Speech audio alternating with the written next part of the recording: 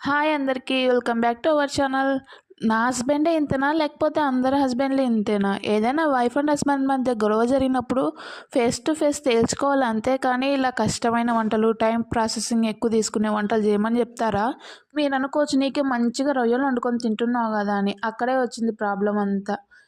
ఇదేమో time taking process. అసలుకే నేను ఫస్ట్ టైం చేస్తున్నా. అది కూడా యూట్యూబ్లో బాగా ట్రెండింగ్ అయింది నరాలు తీయాలని. ఆ ప్రాసెస్ కూడా చేయకుండా వండుదామా కర్రీ పాడవుతుందని నా మైండ్లో పడిపోయింది వీడియోస్ చూసి. తీసి వండుదామా అంటే టైం టేకింగ్ ప్రాసెస్, తీద్దామా అని చూస్తే మాత్రం జారిపోతున్నాయి. అసలు నేను ఒక్కదాన్నే కష్టపడి ఎందుకు తీయాలి? అందులో నేను కష్టపడుతుంటే మా ఆయన మొబైల్ చూస్తా ఉంటే నా మనసు ఒప్పుకుంటుందా?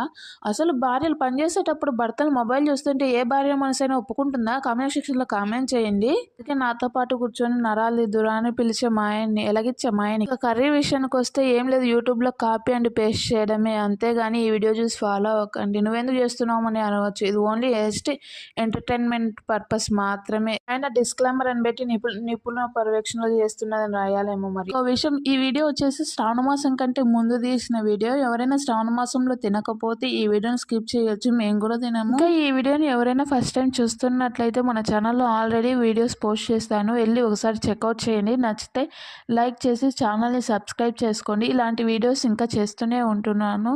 ఇంకా ఈ కర్రీ విషయానికి వస్తే మార్నింగ్ 11కు మొదలు పెడితే కన్నా ఆఫ్టర్నూన్ 3 o'clock అయింది. అంత టైం తీసుకుంది. కర్రీ అయితే సూపర్గా ఉంది.